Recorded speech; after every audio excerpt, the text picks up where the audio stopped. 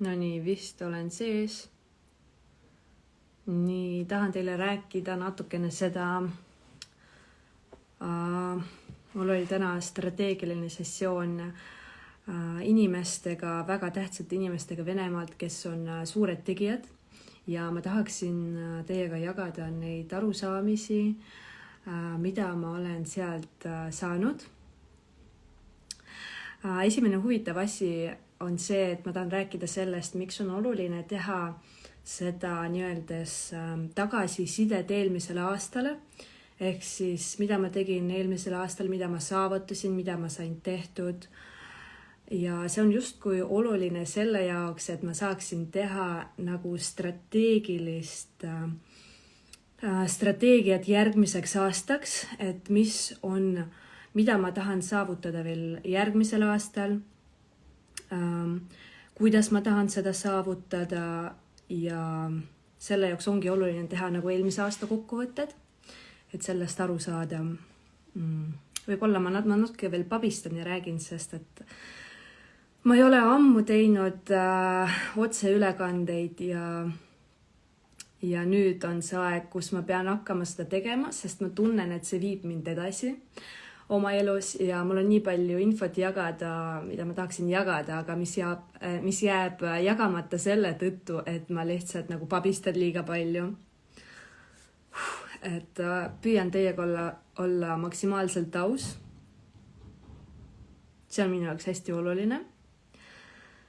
Tahan teile rääkida sellest, mida ma märkasin, mis mind ootab 5 aasta pärast, kui ma jätkan täpselt samamoodi, kui ma teen asja praegu. Ehk siis, kuidas areneb nagu minu äri või selline ärimudel, mida ma olen enda jaoks praegu loonud. Esimene asi on see, et ma saan tõsta oma konsultatsioonide hinda ja selle tõttu ma nagu kogun raha või see budget nagu laieneb, see on üks asi. Teine asi on see, et ma hakkan tegema seminare ja koolitusi inimestele ja selle võrra ka nagu minu võrgustik laieneb. Teine asi on see, et ma tahaksin tegelikult automatiseerida mingisuguseid protsesse, kus ma ei pea otseselt osalema, vaid mis teeniksid mulle tulu nagu iseenesest. Näiteks Ants Rootslane tegi äppi, mis kahjuks praegu pannakse kinni. Ja see on selline protsess, kus ta ei pea nagu kogu aeg otseselt osalema, aga ta saab sealt nagu tulu. Ja see on selline asi, mida mina tahaksin ka tegelikult saavutada. Ja praegu ma saan aru, et ma saan seda saavutada läbi selle, et ma teen näiteks kõigepealt mingisuguseid kursuseid, näiteks kuidas nagu avada enda selgelt nägemisvõimed. Kõigepealt ma teen seda otse inimestega ja siis lõpptulemuseks võiks olla see, et need kursused on justkui ära salvestatud, automatiseeritud, seal on nagu moodulid, erinevad moodulid, seal on ülesanded, moodulid ja kõik selline asi ja see on juba nagu ära salvestatud. Ja siis ma saan nagu seda müüa pakettide näol inimestele ja ma ei pea nagu otseselt selles protsessis ise kogu aeg sees olema. Ehk siis minu jaoks järgmiseks aastaks üks kõige olulisemaid kohti on see, et kuidas ma saan saavutada tulemust kasutades teise inimese käsi. Või siis kuidas ma saan saavutada seda tulemust, kus ma ei ole otseselt protsessis. Ehk siis konsultatsioon on see, kus mina olen isiklikult kaasatud ja ma annan sinna oma energiat ja aega. Aga kuidas ma saan teha nii, et mina ei ole Batman, kes teeb kõike ise või Superman kõike ise, vaid kuidas ma saan nagu kasutada teisi inimesi selleks, et saada samasugust tulemust, mis mina saan praegu. See on minu jaoks nagu hästi oluline kasvupunkt praegu. Sest ma tunnen, et delegeerimine on minu jaoks hästi keeruline, sest tegelikult kuskil sisimas ma ei usalda inimesi tegema mingeid tähtsaid või olulisi asju oma äris. ja selle tõttu, et ma ei usalda inimesi, ma ei saa kaasata ka mingisuguseid näiteks müügiadministraatoreid, kes tegelevad müügiga või kes teevad reklaami või mis iganes, et ma teen kõiki neid protsesse ise ja mu aeg kulub sellele. Kuigi tegelikult ma saan vabastada seda aega nende protsesside tegemiseks, delegeerida kellegile üle seda ja siis kasutada seda aega selle jaoks, et ma saaksin olla nagu elus efektiivsem ja edasi minna. Tere kõigile, kes on siin tulnud, kes siin on. Ma juba alustasin nii jõudsalt ja kiiresti, sest natukene pabistan. Nii, ja tegelikult kuskil vähemalt 95% kõikidest väikeettevõtjateks, nad jäävad väikeettevõtjateks, sest et nad ei oska delegeerida ja nad on enda jaoks justkui Batmanid, kes teevad kõike ise ära ja siis neil on seal tagataustal mingi 2-3 inimest, kes natukene aitavad neid, aga kes ei ole nii piisavalt tugevad, et laiendada ja masturbeerida seda protsessi nagu üldiselt. Sellepärast, et me tihtilugu ei lähe tugevasse partnerlusse, näiteks äripartnerlusse, sest me ei jõua nagu ära kannatada seda teist inimest. Või see teine inimene võib olla näiteks meist tugevam, teab meist rohkem, võib-olla on meist parem. Ja meie ego lihtsalt ei lase töötada koos sellise inimesega, kes on tegelikult meist parem. Ja selle tõttu, et me kaitseme oma ego, me ei astugi nagu tugevasse partnerlusse või me ei loo meeskonda, kus me kõik oleme nagu võrdselt tasemel. Mitte, et me kutsume oma ärisse mingid alluvaid. Et see on mingi hästi oluline teema, mis mul praegu nagu käib. Et selleks, et tõusta nagu rohkem, ma pean kutsuma oma ärisse või nagu oma tegevustesse inimesi, kes on tegelikult minust paremad. Ja see on egole nagu suur laks. Aga see on asi, mis tegelikult nagu viib asju edasi. Ehk siis näiteks ma ei ole mingi turunduse proff, aga selleks, et oma asjaga tõusta nagu järgmisele levelile, ma pean kutsuma mingi turundusprofi endale. Ja sellega ma võin saada nagu mingi ego laksu pihta nagu täiega mingi ja see on nagu hästi raske psüühikale. Ja ma tean, et ma pean hakkama sellega vaikselt tegelema, et saada nagu partnerlusse just selliseid inimesi, kes suudavad mind nagu edasi viia minu tegemistes. Näiteks, et teha automatiseeritud kursuseid, automatiseeritud webinare, mida ma saan pakettide näol müüa, kus ma ei pea otseselt osalema ja nagu konsultatsioonis nagu otseselt nagu kohal kogu aeg olema. Kui teil on vahepeal mingid küsimusi, siis te võite vabalt nagu kirjutada sinna chatti, et ma paralleelselt nagu vaatan ja olen saadaval. Ja siis ma vaatan oma märkmeid üle, et ma saaksin teile nagu need kõik asjad edasi anda, mis ma olen tahtnud. Ehk siis meie süsteemis, ettevõtjate süsteemis, eriti need, kes on nii-öelda Batmanid, kes teevad kõike ise ära. Neil on mingisugused korduvad protsessid, mida ta teeb ise. Näiteks see, et ma teen reklaami targetingud või ma teen nagu Facebook üritusi, ma kirjutan tekste, teen sotsiaalmeediat ja selle asemel, et seda ise teha, võiks nagu leida seda inimest, kes teeb seda ja minna sellest protsessist nagu välja selleks, et teine inimene saaks sinna sisse astuda ja seda nagu teha, seda protsessi. Ja see on tegelikult hästi valulik protsess, et kontrollist lahti lasta ja anda see kontroll kellegile teisele ja lubada usaldusse sellel toimida ja siis veel nagu paralleelselt vaadata, kas see nagu kõik toimib ja kõik on hästi. Et see on minu jaoks hästi valulik asi, ma tunnen. Ja mina tegelikult tahaksin teha nagu koostööd inimesega, kes saab nagu väga hästi ärist aru. Ja just nimelt nagu Eesti ärimudelitest aru ja kes suudab nagu mind aidata selles edasi. Sest ma tunnen, et ma olen hästi palju nagu olnud vaimses maailmas. Vaimses maailmas ma olen hästi palju õppinud, ma olen olnud vaimses maailmas ja see ei ole nagu siuke tugev materiaalne maailm, kus on palju vastutust, kus sa nagu tegeled mateeriaga. Ja nüüd võib-olla ma olen enam-vähem valmis selle jaoks, et astuda sinna materiaalsesse maailma ja luua mingit tugevamat struktuuri, mingit äri, mis iganes. Mul on mingid esoteerika ärimõtted, nagu see on väga huvitav, mis mul nagu tuleb, mida ma tahan ellu viia. Et ja lihtsalt jagan teiega.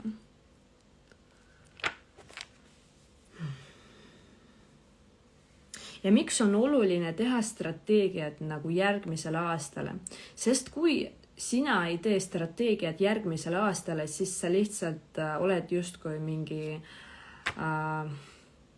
puunott kuskil jõe sees, kes lihtsalt voolab vooluga kaasa ja teda niimoodi tõmmatakse igale poole. Aga kui sul on nagu selge visioon olemas, mida sa tahad saavutada järgmisel aastal, mis eesmärke, mis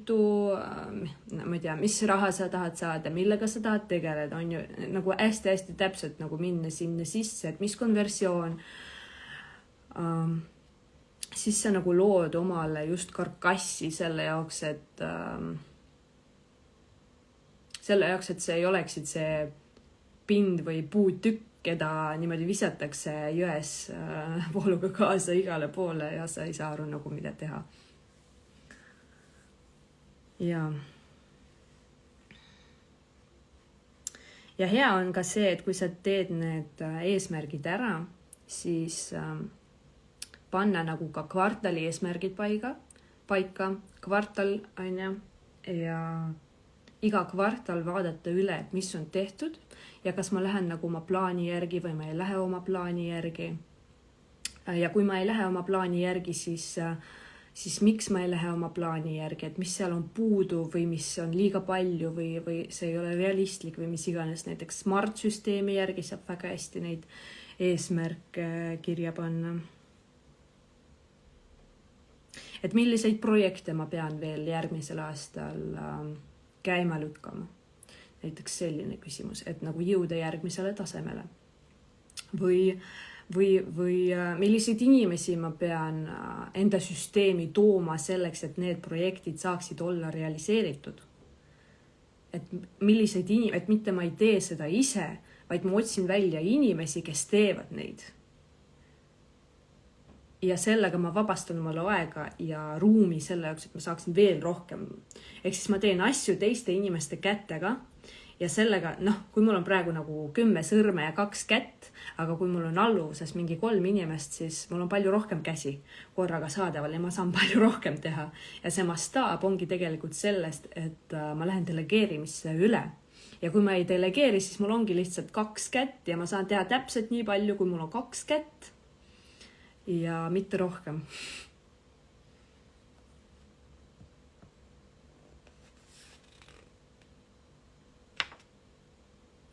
Ehk siis üks kõige olulisem märksõna on tulemus teise inimese kätega või teiste inimeste kätega. Tulemus, mida ma ei tee ise, vaid tulemus, mis on saavutatav tänu sellele, et minu alluvad või nagu teised inimesed teevad mulle mingeid asju ära.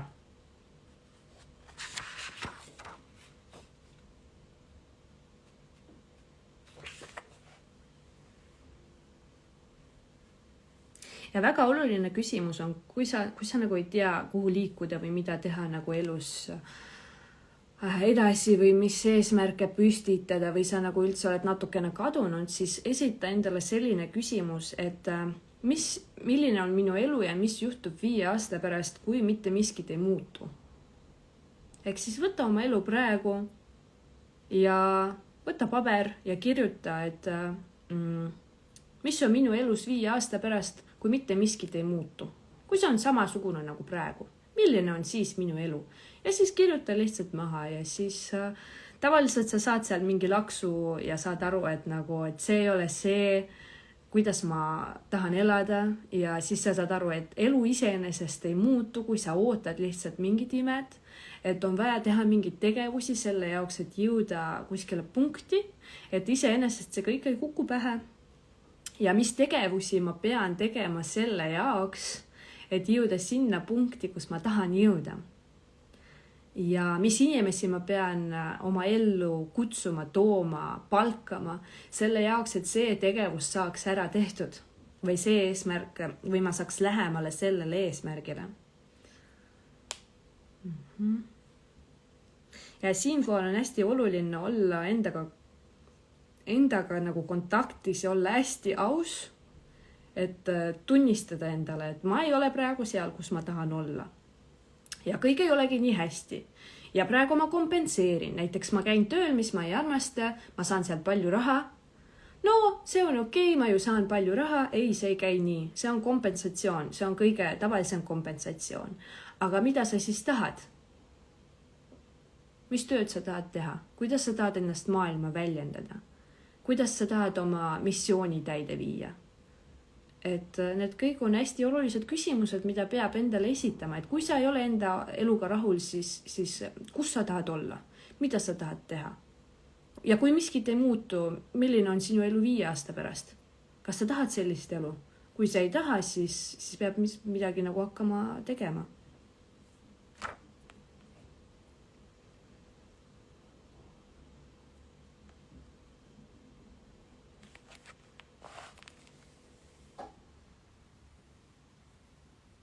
Ja võib-olla veel oluline teema, mis on minu jaoks seotud delegeerimise ja inimeste usaldamisega, on see, et ma tahan leida sellised ärimehed või ärimudelid, kus on sees sellised inimesed, kellel on palgatud inimesed, kellel on palgatud inimesed.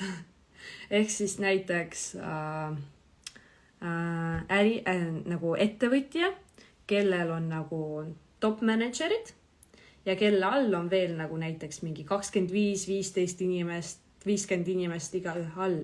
Ja ma tahan näha, kuidas see ärimees ja ettevõtja, need top managerid omavahel nagu взаимодействуют, ehk siis nagu omavahel suhtlevad, kuidas nende omavaheline side toimub. Ja sest see ei ole nagu ülemus-alluv süsteem, see on pigem nagu partnerlus ja sama tasandiline süsteem. Et ma tahan kunagi luua ka selliseid partnerlusi, mis viib mind edasi oma äris ja edus ja minu projektidega, sest ma tunnen, et ma tahan hästi palju nagu maailmale anda ja teha palju projekte, aga mul lihtsalt ei jätku nagu käsi. Ja mul ei ole nagu neid oskusi ja nasmootrineist, see on nagu vaadeldus.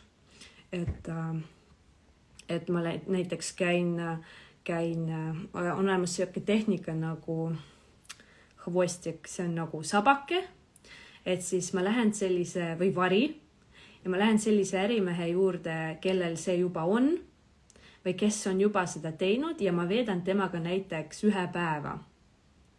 Ja vaatan, kuidas tema süsteemis, tema elus, tema maailmas see toimub. Et kui enne mul ei ole arusaamist sellest, kuidas see nagu reaalselt võiks toimuda, siis kui ma olen näinud seda pealt kellelgi teisel, siis mul juba nagu hakkab see integreeruma oma süsteemi. Niimoodi saab ka või? Nad niimoodi suhtlevad omavahel, nagu siis ma hakkan nagu integreerima seda oma süsteemi ja läbi selle ma saan nagu vaikselt hakata looma. Ja muidugi ka see, et ma töötan läbi omal seda ebausaldust või seda, et ma ei usu inimestesse, sellepärast ma ei saa neid tuua nagu oma süsteemi ja delegeerida asju neile.